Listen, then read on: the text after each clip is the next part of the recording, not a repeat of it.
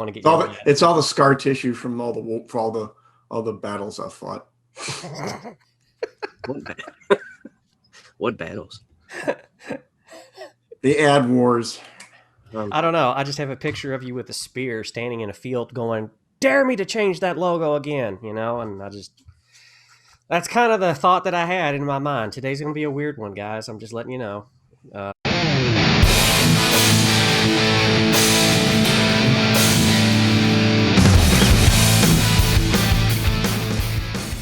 Welcome to the NerdBrand Podcast, everybody. Guess who's back? It's JS. Hey, man, how you doing? Doing great. Glad to be back. Yeah, we're glad to have you back. Just in case, of those of you that don't know who this guy is, he's a social media professional with almost a decade of experience managing and creating content for higher education, small business, and government social media accounts. He's also the co-host of Thought Feeder Podcast, a weekly podcast offering insights on digital marketing and higher education. So there you go.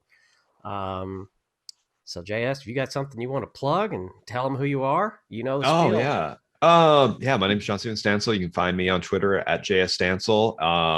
Up till recently, I've been working in social media and higher ed, but left in January to pursue the freelance life. And since then, I've been working on accounts. Been working for Amazon on Invincible. I've been working with Hyper RPG. They're a Twitch production company. That's really cool. Excited about working with them. Just started working with Kyle Higgins, the writer of Radiant Black comic book, who's starting his own imprint called Black Market Narrative, and an end of life services company called Better Place for Us that does like sustainability and end of life services. It's really, really amazing. So I'm excited to be like dipping my toes into new things outside of higher ed. A kind of a mixed bag of different fields and learning a whole lot. It's been great. How are you getting into these places? I know you're excited about the Twitch partnership and all that. Well, we to seg into to today's topic, personal branding. Before I left my job in higher ed, I spent a lot of time building a personal brand before I needed a personal brand. Mm-hmm. I'm not sure if that was really what I in my mind, like it sounds kind of tough to be like, oh, I'm working on my personal brand, but like not really with that intention. Like whether or not you're building a personal brand, just being online and being active and talking about your career and what you do and being a citizen of your professional community, you are working on a personal brand. So, surprisingly enough people thought my thoughts were interesting enough to like reach out to me and want to work with me. So that's been incredibly beneficial. Awesome. I see your screenshots all across LinkedIn. So I know that some credit. You do a good job. That blows my mind every time it happens. And that's one place like I probably need to do more on, but LinkedIn feels like homework to me. I don't get excited about logging into LinkedIn the way some people do. So Twitter is really my go-to place to be. And from time to time, people will screen cap tweets I have and forget to tag me on LinkedIn. Like, yeah, I'm fine if you do it. Just tag me so I can see it. All right. Which beats the people that like just copy and paste what I write and then put it on LinkedIn as their own. That's happened a couple of times. So I personally, I probably do need to do a better job of like putting some of my stuff there, but also feels like cheating, like copying and pasting my own Twitter post into LinkedIn and putting the same content in two places. So for my personal brand, I probably need to work on a LinkedIn strategy. Well, it seems that whatever you're doing is working. So I don't know if you need to check any more boxes if you're pulling in, good clients like that. That's true. 6 months or 7 months into a freelance career. Yeah, I can tell you, I walked away from Facebook and I spent like a year in LinkedIn, and I kind of never really went back. So you talk about learning curve. Oh yeah, it's something. And now I'm getting into Twitter. So I might be either looking really stupid or dangerous. I really don't know. But I'm trying it now. I'm getting back into it because I kind of left that even longer than Facebook. I walked away from that like several years ago. So it takes time, and it takes time to build that. I've had people reach out to me and like, well, how can I find freelance? What did you do to find freelance work, and how could I do it? And like, probably you need to start a couple years ago. and building that. And if you go back, like search, do a Twitter search and like look at my tweets from like 2 or 3 years ago, they're horrible. I mean, it's just like anything, you get better over time. And I really like Twitter because of that limitation, that 280 characters, like it really teaches you to synthesize complex thoughts really well into like a small space and make it understandable into this little nugget. But that takes time to learn how to do. And you've just got to keep, my thing is like show up at Twitter every day and write one thought about marketing or whatever you do as a career. And eventually you'll get really good at it. Yeah, there's that. And then, depending on your industry, we're fortunate to have the industry that we do on Twitter. There's thousands of people to engage with. They're starting conversations. It's a very conversational platform. So it's easy for us to kind of start poking our head in there and start engaging people and kind of creating that voice. Because it's just like building a brand. I mean, it's literally no different. You have to stand for something. You have to be known for something, and you've got to consistently get that voice across, that tone across, whatever that may be. But it's very difficult. I mean, I'm consistently impressed by some of the bigger names on Twitter that are popping up in the feed constantly, and frankly, the amount of effort they put into it. If you look at, the number of tweets they've published over their lifetime or whatever, hundreds of thousands. And I'm like, I don't know how you get there, honestly. It's a snowball effect. Like the more you do it, the more you want to do it. And the more thoughts you get to put on there, like as people interact with me, somebody will say something and that'll spur my mind like, oh yeah, that's a good thought. Like, can I build on that a little bit? So like the more you do it, the more you get into it. It's for sure. Yeah. Well, today's episode is titled, Should Employees Represent Your Brand on Social Media? And one of the first thing is building a personal brand on social media and why you should empower your employees to act as brand advocates. So John found a story, and I'll let you kind of take it from here, man, because it's interesting. JS and I were talking just before we all got here on the show about it just for a little bit. Yeah, I think probably a lot of our listeners, especially in the marketing space, are pretty familiar. Basically, an employee of Sherwin-Williams, right, went on TikTok and was making good content, interesting content, getting hundreds of thousands, if not millions of views, and just engaging the community, doing the right thing, right? Sherwin-Williams comes in behind that and fires him, essentially. Let him go over that. I guess they just felt they didn't have control of that. They didn't like that it was happening.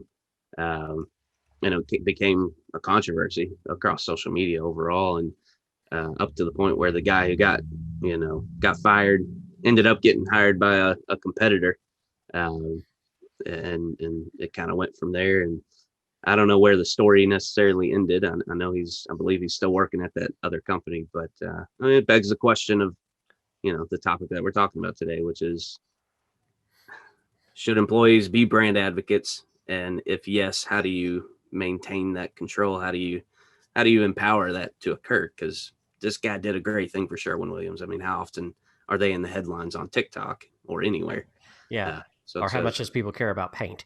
Right, exactly. The old saying like, oh, I'm going to watch paint dry. Well, here's a guy that figured out a way to, maybe you want to wash it this time. Yeah. Or at least mixing it, because that's what he was doing, was mixing paint.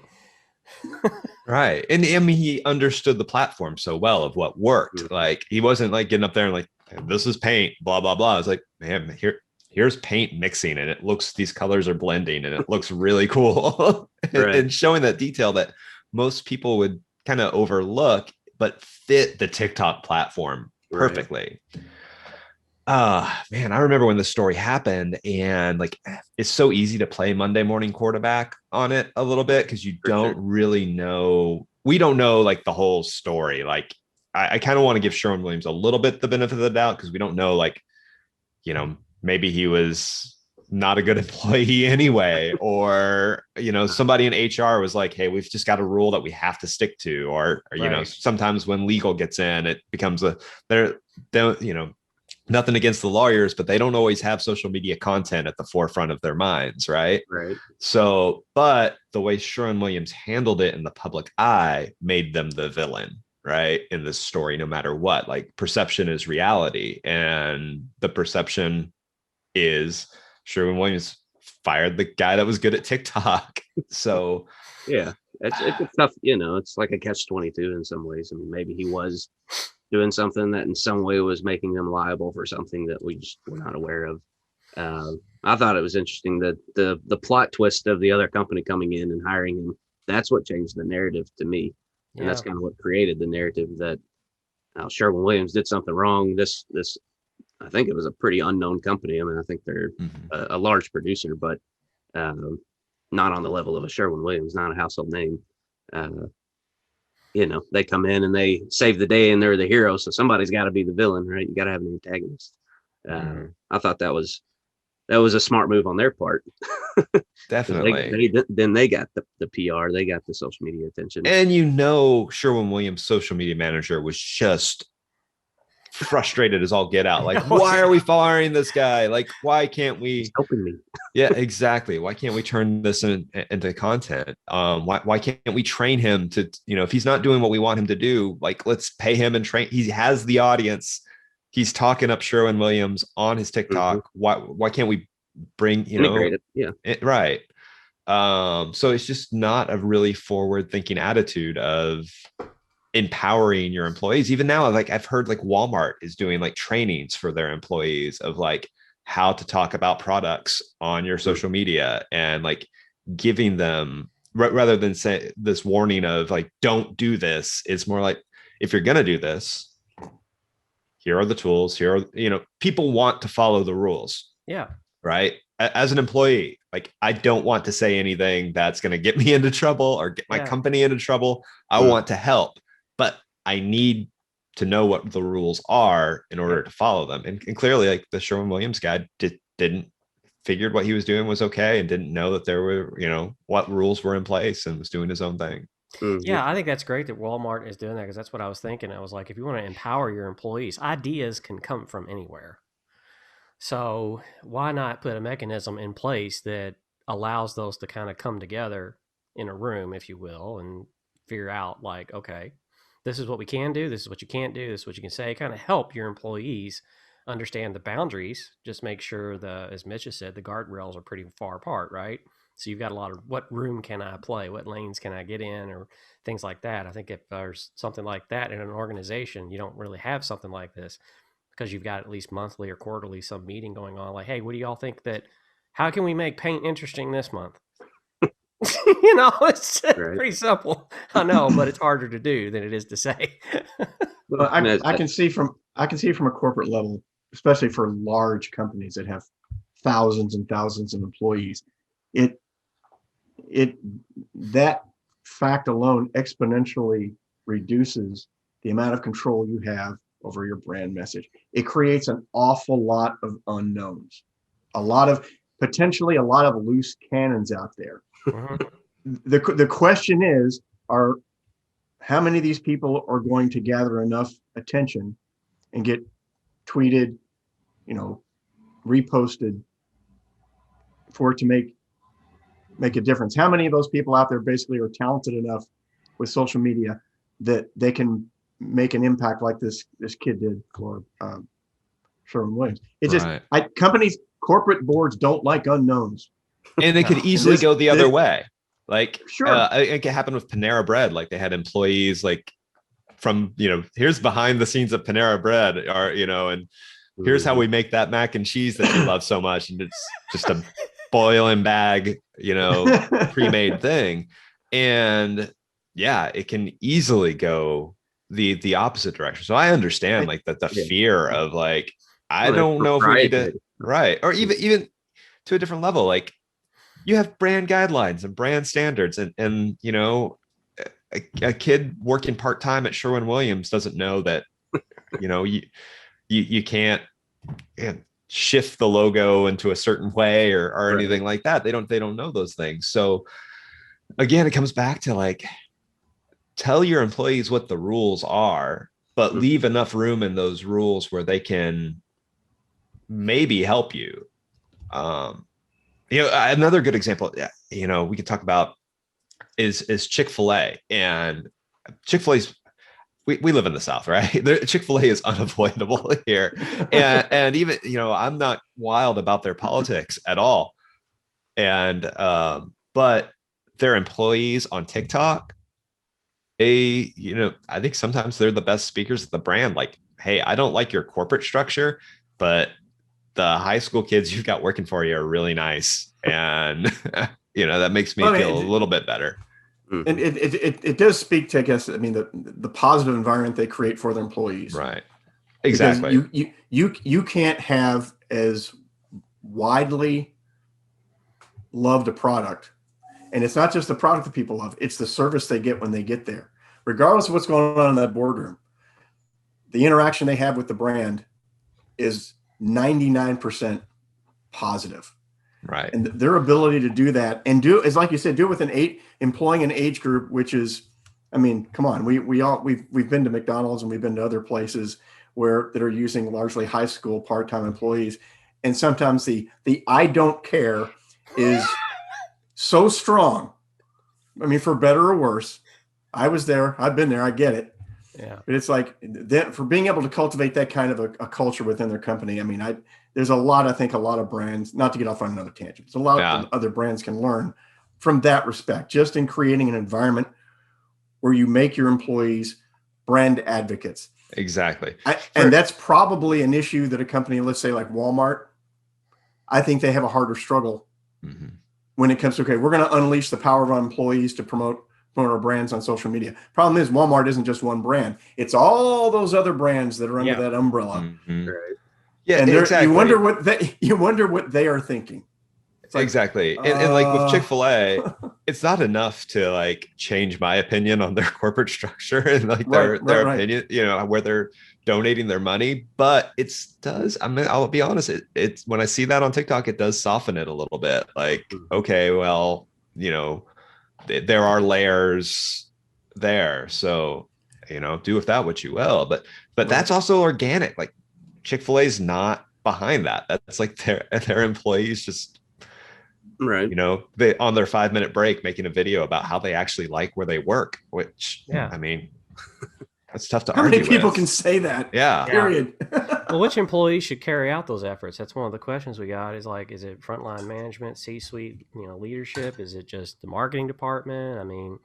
Because you kind of like we talked about or mentioned it, I believe, where we said like if you turn it loose to the whole thing, or like to the whole organization, especially if you don't have guidance. But even if you have guidance and you turn it loose to the whole organization, is it better to sort of regulate it to this group, or do you think that just be like Chick-fil-A, just be like, you know what?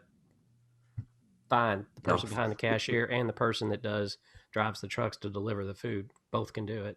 Well, it's kind of tough now because there's the lines are so blurred between our personal and professional life, right? From whether or not you're an part-time after school employee all the way up to CEO, right? There's really, half of us now, like my home is my office. This is work, right? There's no, the lines are so blurred. Like my personal social accounts are my professional social accounts. So it really depends on the person and their comfort level with social media. There are CEOs on social media that are absolutely terrible at it. There are some that are amazing. And like I working in higher ed, like different university presidents, I've worked at schools where I'm like, I do not want our president on Twitter, like at all. Like don't put them there. And then others where it's like, how can we get them to tweet more? Because every time they do it, it's awesome. Yeah. So it really comes down to the individual and knowing the person, but it comes in setting rules and boundaries so people know what lines to stay in and what it's the same thing with like media training, right? You don't want somebody who is untrained or doesn't have the talking points to go talk to a reporter, right? Yeah. But we're talking to reporters every day, whether we know it or not, when we get on Twitter, right? They're there. So giving them some guidelines like, hey, if you're going to put that you work here in your bio, if you're going to talk about your work, here are just a few things to keep in mind. And I think we have to be really careful with it too, because you have to allow people to be open and sincere about it. Like I see a lot of like, especially CEOs and C-suite folks who their entire Twitter feed is nothing but, man, I love my company. Here's another great thing my company did. This is so great. And like every tweet is just like that. And it's like, I don't believe you. 2, I don't want to follow you because you're not putting anything out that's not just corporate propaganda. They're just a brand. They're just a brand account at that point. Like, wow, right. And not even a good brand account. Like right. The best brand accounts are at least a little self-referential that know like it can be a slightly self-deprecating. And so you have to allow room for people to be like, hey, I had a bad day today, and that's fine. Well, I think, like you said, the lines are so blurred that even if you don't, even if you're not out there in your Chick-fil-A uniform, making TikTok videos at Chick-fil-A, it's still very possible and easy on some levels to go find out where somebody works. So if they've misbehaved or if they've posted something that's inappropriate, especially in the professional field, everybody who's got a LinkedIn profile is pretty easy to track down. So that's the other, Well, there's also places in manufacturing.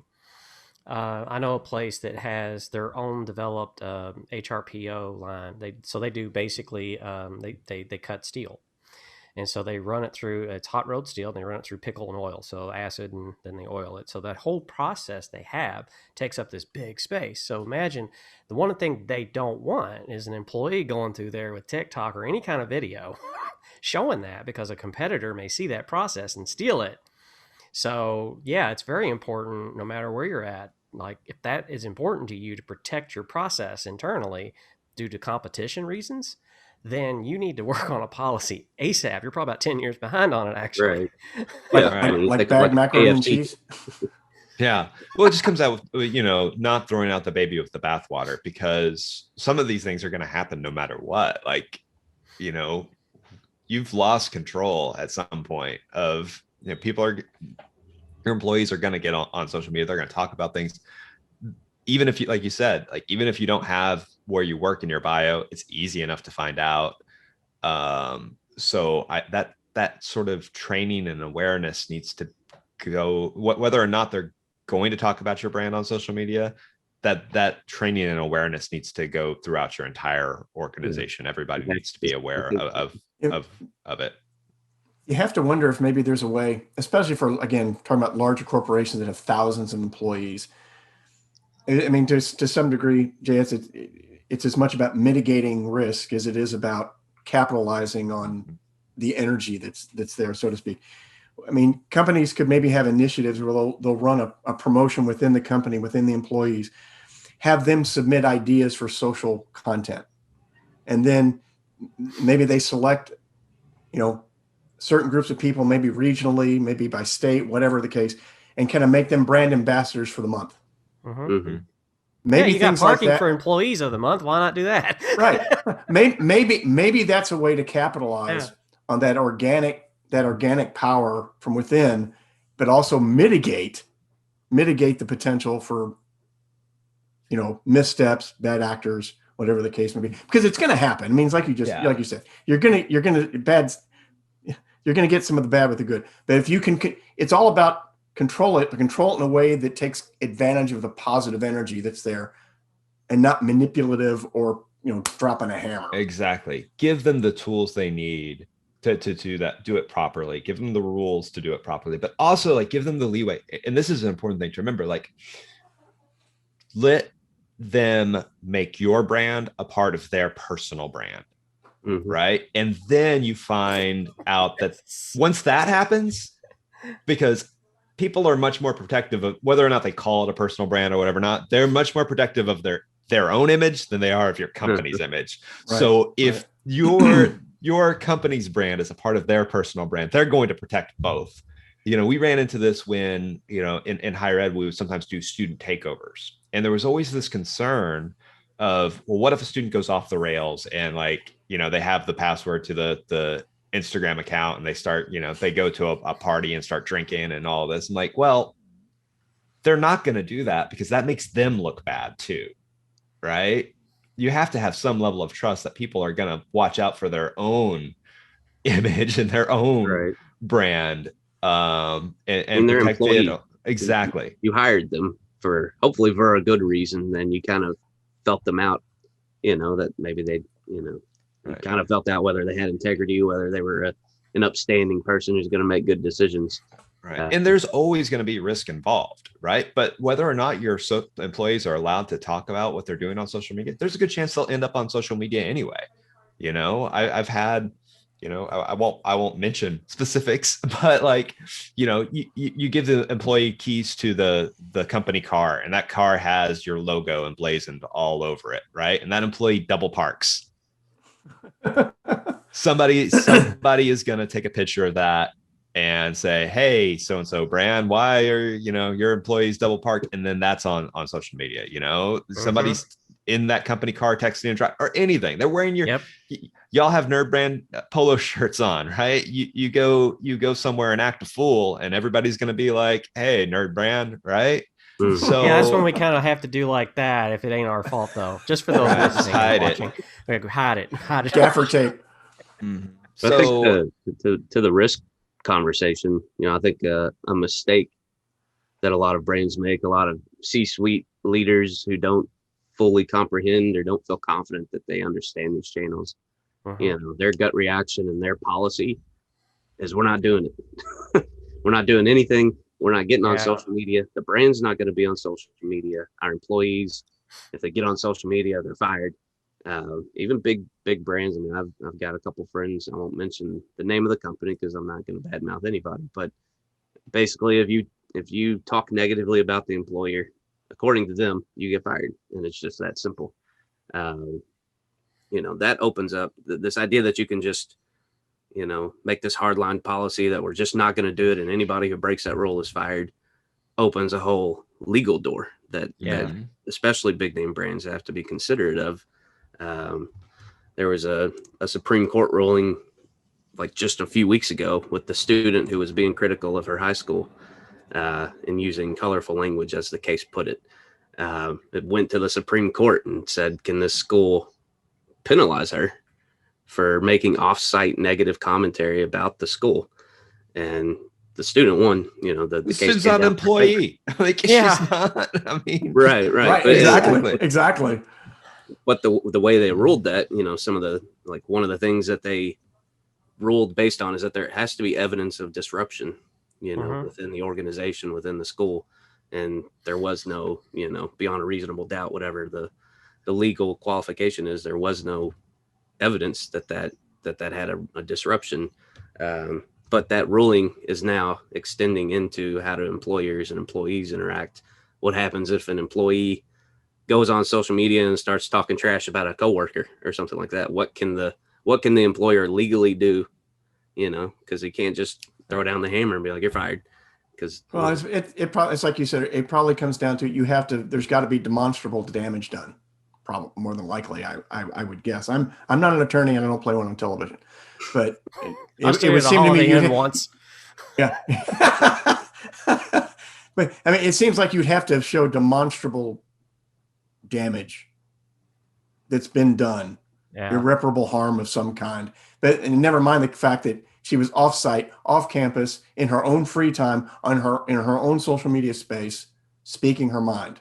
Yeah, it came down. I mean, it was a First Amendment protection, but right, exactly. Again, and there are those for employees, but there are a lot of intricacies, and that's the point, that as an employer, especially of a huge brand with thousands of employees, where you're gonna face a situation, you can't just say, "Hey, we don't participate in this," unless you're Apple, maybe. I don't know. Yeah. Honestly, I think it comes down to something like, and this is going to have to be required for all employees eventually, is basic social media training, just like you do your annual sexual harassment, workplace safety trainings that you have to do. I think there needs to be something on social media that's a training on social media. that says, okay, here's what you can and can't do. Here are examples of things that have gone wrong. Here are examples that have gone right, and you need to be aware of that as an employee. Yeah. And I think brands need to kind of take the initiative to be like, okay, we need to institute something. People develop a perception of what's happening. I mean, we all know that. If I was told a long time ago, if you put two people in a room, they both look out a window, one sees a tree, the other one sees a sidewalk and no tree, because it's about perception. Same window, same thing outside going on. Kind of happens that way in video. You got to not judge, I don't think, so harshly. It's kind of like what we talked about when we started the show with Sherwin-Williams. We don't really know, like, maybe they were like, well, we wrote that rule, we have to enforce it, and legally, if we don't enforce it, then we could end up, this cascade effect of things in policy just starts to cause issues. So we have to do something. We don't really know. We weren't behind the door, And it comes back down to but the perception is reality. And we have to deal with what the public is perceiving. And it is tough because one thing I'm always careful with about that Sherwin-Williams story is there are things in HR that you just can't share. There's limit. You may be privy to information, who knows, he could have been high while he was doing it and they had a positive drug test, but because of certain reasons they can't share that information. Right. So he may have created that whole narrative himself. He may have exactly. So not to throw him under but you just don't know. And sometimes in social media and crisis comm, you just have to say, you know what, we're going to take our hit on the chin and then move on. And that's the best you can hope for. Yeah. Mitch, you brought up incentives, right? You brought up positive incentives. How can you positively incentivize people to take the actions you want? In that case, for example, a lot of people were like, give him a promotion, let him be on the marketing team, let him be a content creator, whatever it may be. That sounds like a positive incentive, but then what if, 100 other Sherwin-Williams employees start to do a bunch of crazy, it escalates. They start to do crazier stuff on TikTok to get attention from corporate. Yeah. That may be an unintended side effect and they didn't want to go down that road. Who knows? It did seem to me that the knee-jerk reaction in the marketing social media biosphere was to immediately come to the defense of the kid, overnight. And I thought, I was sympathetic, but I kept thinking, well, it's not hard to see why. Happened awful fast. Do we know the whole story? Do we know the whole story here? Yeah, but that's not hard to understand, to see why. You got big corporate versus a person. Well, yeah. David and Goliath. That's the perception. So everybody's going to go for David. Nobody's going to say sure, go corporate. Nobody's going to wear that. Goliath. Nobody's wearing that T-shirt. Go corporate. Nobody. Go Leviathan. Yeah. So I kind of can see that. But all of this for our listeners out there, it's like social media is complex. It's difficult. It is more than just figuring out a content calendar and posting a bunch of stuff out there. It is full on messaging. You're talking to people, and I think it's dangerous because if you don't realize that as you're talking, somebody's listening. And I think a lot of that is that I remember early in the days, getting on Facebook, everybody would just slap stuff out there. And it's like, people are reading that. And then they had the comment section. Well, I think part of it goes back to something JS said, and that's, I even still, I think there's a perception of people's mind. They step into Facebook, they step into Twitter, whatever the case, and there's the persona they have there. Mm-hmm. And they feel like they can back out of the chair, leave the room, put the phone down, whatever the case, and they're now I'm in the real world now. It doesn't work like that. I feel like my social media persona, myself, when I'm on Twitter, it is my personality amplified. It's like being on I've got a minor in theater, and it's like when you're on stage, every movement is slightly bigger because people are far away and you want them to be able to see these things. And when you're compressed into 280 characters, those pronouncement, Twitter does not reward nuance, right? So it is. I think that's something that people do need to be aware of. Like you're yourself times 10 on social media. Yes. Or whatever that self is you think you're being, that exists now. Mhm. Yeah. It's real. It is real. It may not be the way you behave when you walk out your front door, but that persona exists. It's a real thing. It doesn't disappear when you put the device down.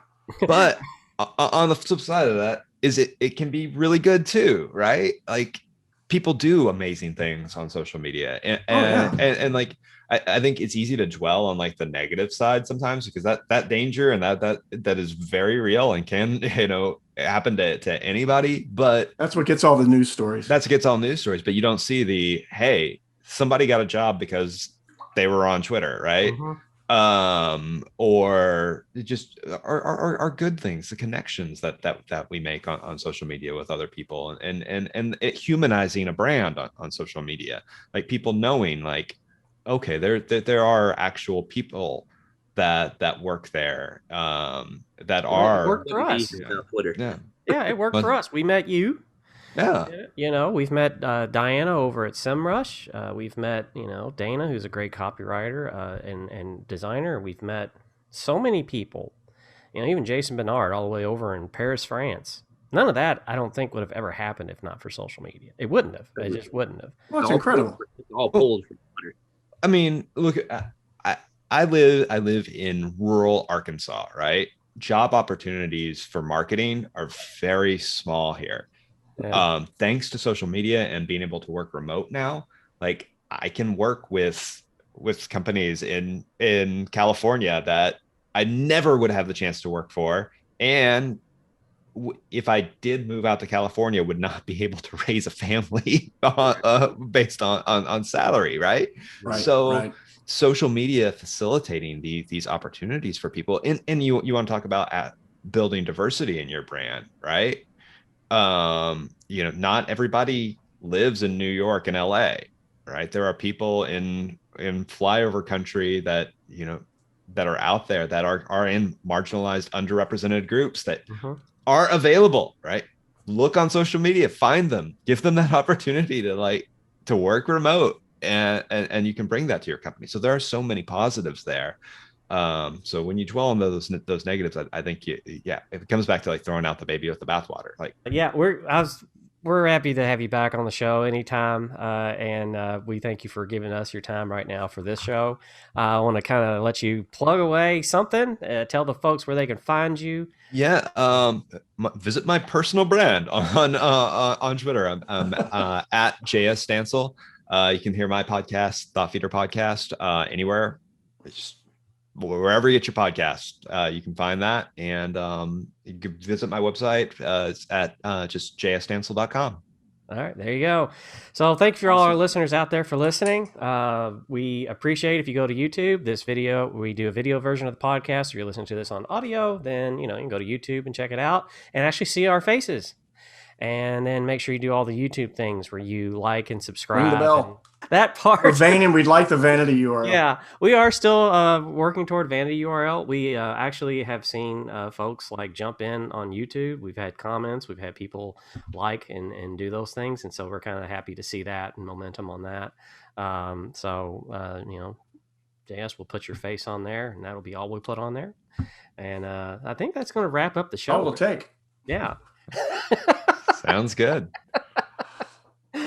All right, everybody. And we still need to get to a discussion sometime, JS, about those guitars. Oh yeah, anytime. Yeah, bring it. All right, everybody. Thanks for listening once again, and remember, keep your NerdBrand strong.